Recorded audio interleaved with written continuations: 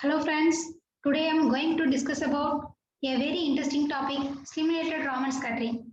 First, let me recall what is scattering and Raman scattering.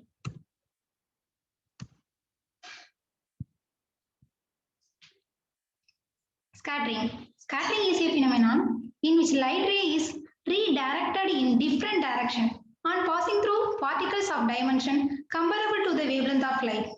Due to atmospheric scattering, blue light is scattered the most while red light is scattered the least. In theoretical physics, a Feynman diagram is a pictorial representation of the mathematical expression describing the behavior and interaction of subatomic particles.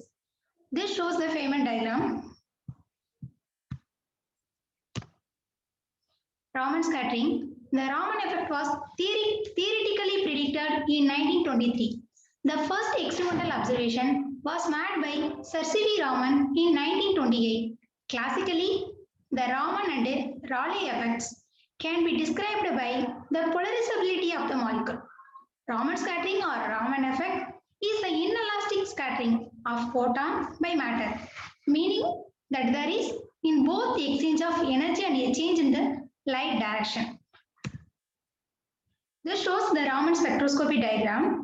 Raman spectroscopy is a non-destructive chemical analysis technique which provides a detailed information about chemical structures, phase, and molecular interaction.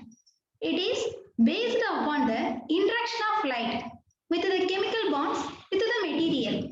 Raman is a light scattering technique whereby a molecule scatters incident light from a high intensity laser light source.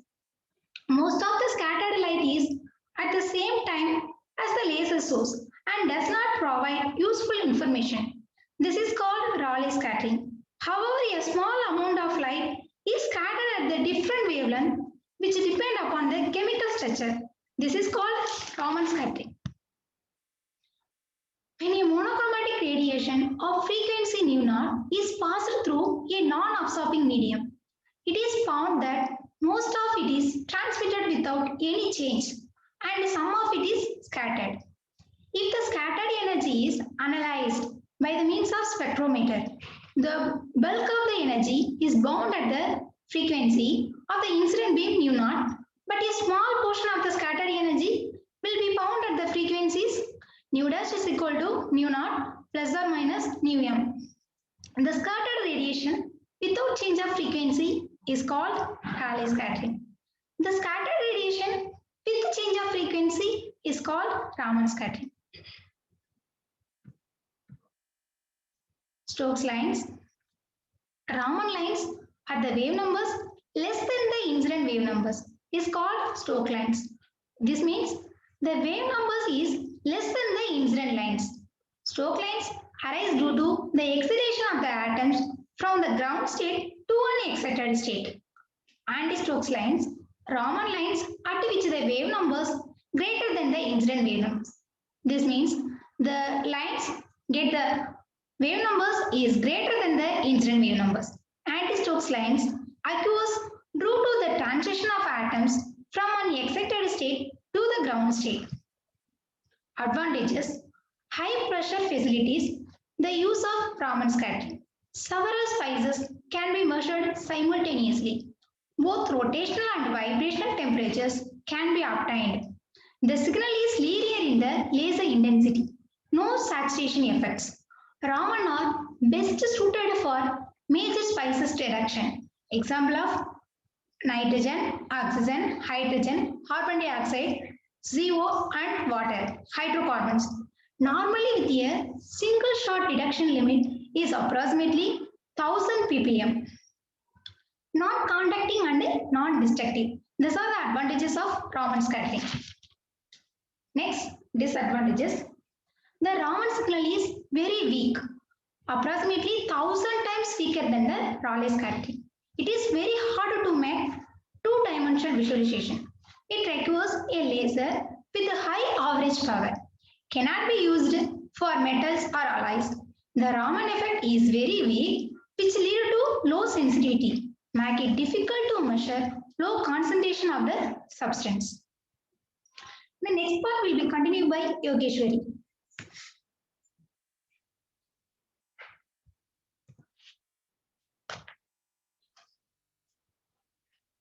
Now we are going to see about stimulated Raman scattering. Investigations of Raman scattering with the aid of lasers led to the discovery of stimulated Raman scattering. What does mean by stimulated Raman scattering? The interaction of intense electric field with Raman material causes the output radiation shift toward a longer wavelength, that is called first Stokes shift. For sufficiently high applied pump intensities, other additional lines at longer as well as shorter wavelengths with respect to the pump wavelength will be generated, that is anti-Stokes and higher Stokes lines. The stimulated Raman spectrum is found to contain the incident radiation of frequency nu0 and Stokes and anti-Stokes lines of frequencies nu0 plus or minus n nu m, where n is equal to 1, 2, 3, etc. It was first discovered by Woodbury and Ng using giant pulses from a ruby laser on nitrobenzene.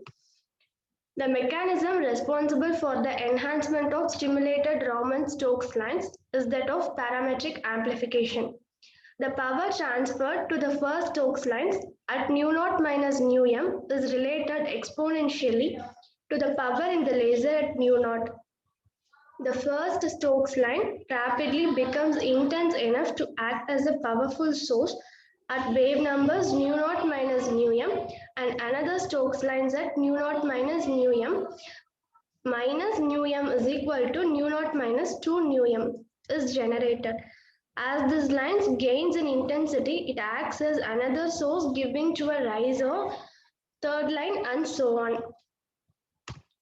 This is the schematic diagram of stimulated Raman scattering. In this experimental setup, the absorbing SRS is shown. This is a giant pulse. It consists of giant pulse ruby laser of wavelength 6943 angstrom. The laser beam emitted is focused into a cell containing, this is a sample cell. By using lens light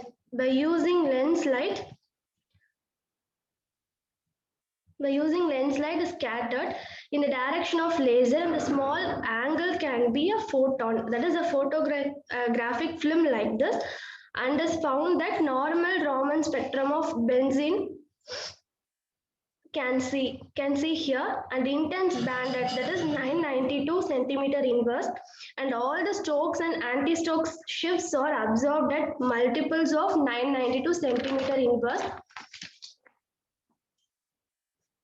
It is the absorbed factor for benzene in photographic film. It consists of center dark red spot, that is red spot is due to ruby laser output, and Stokes lines which are in the same direction along the laser, and surrounding this we can see the number of colored rings, and all the colored rings are due to anti-Stokes lines. The first line is due to nu0 minus nu m radiation, and it's varying intense. Next one less intense than the first one. Next one less intense than the second one, and so on. It intensity gradually decreases for this benzene ring. The color of the first circular red, next one orange, next one yellow, and next one is green. We can observe this up to n is equal to 3 or n is equal to 4. We can see all the intensities of all anti-Stokes lines. They are much greater than the normal scattering by using suitable selection of material. These SRS can be used to generate intense coherent laser like this. So from a particular red laser, we get less red line, then orange line and yellow line and green line and so on. From this single laser, we can generate number of intense coherent lasers like this. So this is the importance of our stimulated Raman scattering.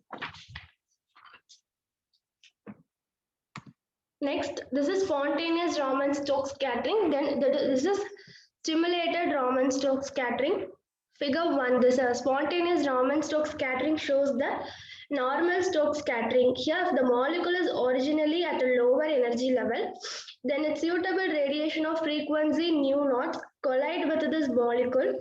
If the molecule absorbs energy, it can jump to virtual energy level. And suddenly when it jumps to higher energy level, this scattered frequency with nu naught minus nu m, but this energy difference is h nu m.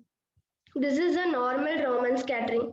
If a molecule is radiated with a giant pulse laser, that is, number of such Raman-Stokes scattering can occur at the same time and they can reinforce each other. That is shown in this figure. If there are n number of Stokes frequency, nu naught minus nu m, passes through the medium and at the same time an intense beam of frequency nu naught falls on the molecule.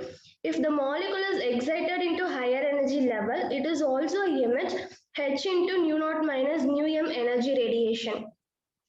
So the total energy output will be n plus 1 into h into nu naught minus nu 1, that is stimulated Raman-Stokes scattering.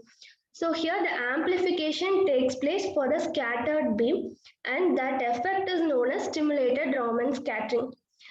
A mechanism responsible for stimulated Raman scattering is enhancement of Raman-Stokes, is parametric amplification.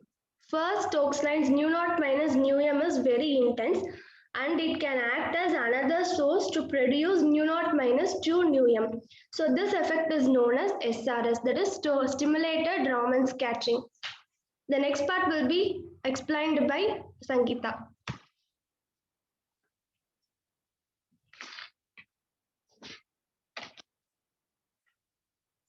Here, I'm just going to discuss the result of classical theory. Take the case of Stokes amplification. I just take the equation first from this theory. In the first equation, Is to the intensity of Stokes signal. Ip refers the intensity of bump. Omega S and omega p are the corresponding frequencies, and Z is the length of the material where Raman spectrum happens, and GR is the Raman gain. I just substitute this value GR, IP, IS from dou IP divided dou Z in dou IS divided dou Z by rewriting this equation, the second equation. IP divided omega p plus IS divided omega s equal to constant. Equation 2 gives conservation of total number of photons. Bump photon destroys and creates one Stokes photon. Evolution of Stokes signal under constant bump. Intensity of bump IP is constant. Dou IP divided dou Z equal to 0.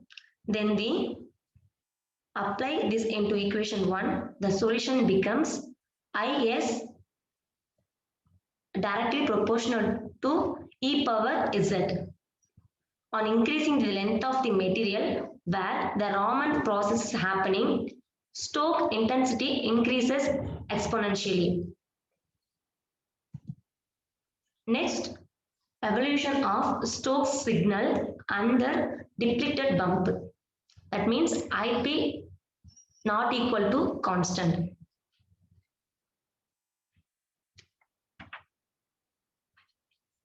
Applying by solving equation first, IS of Z equal to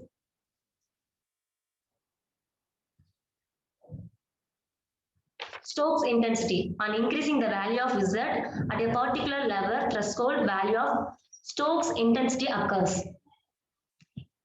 Next, we can see impact of SRS in communication system. A given wavelength acts as a bump for longer wavelengths. Shorter wavelengths is attenuated by this process, which amplifies longer wavelengths. SRS takes place in the transmission fiber. Is SRS useful? Raman amplifiers does not need a gain medium. Amplification possible at any wavelength. used for long haul links.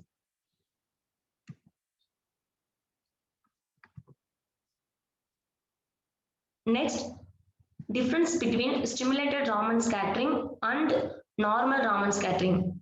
Wave number pattern and angular dependence. Intensity is different. N equal to 3 or 4, intensity will be larger in stimulated Raman scattering than normal Raman scattering. Width of stimulated Raman scattering is less than in normal Raman scattering. High conversion efficiency in stimulated Raman scattering.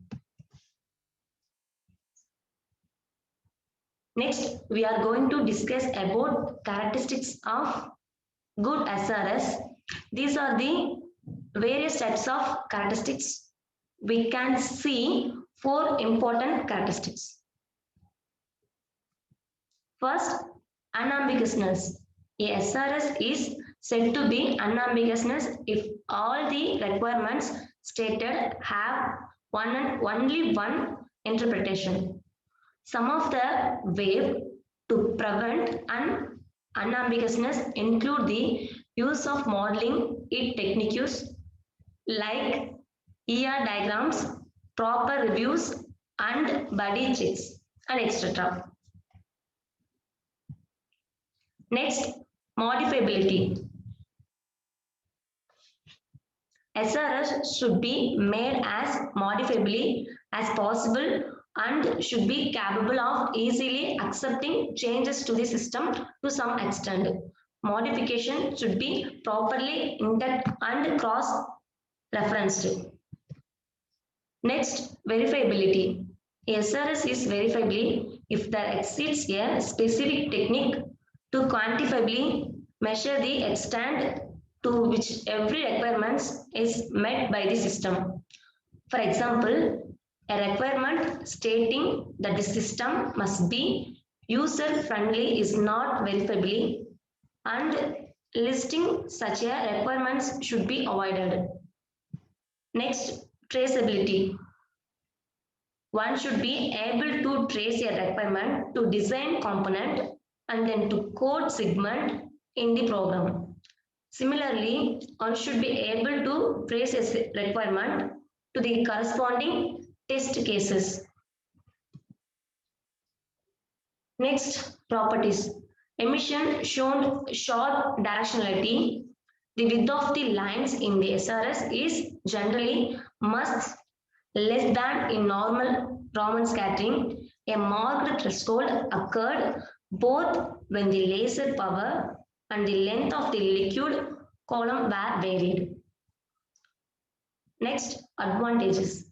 Since SRS is a resonantly engaged process, its signal is several orders of magnitude higher than that of the spontaneous Raman scattering, making it a much more efficient spectroscopic tool. Next, limitations. Disadvantages such as poorer spatial resolution and lower signal strength are also discussed. The application of this new approach to SRS microscopy can allow greater insight into deep line structures in a non-invasive way. Next, applications. A Raman frequency shifter, a Raman oscillator, stimulated Raman gain spectroscopy, inverse Raman scattering. Thank you.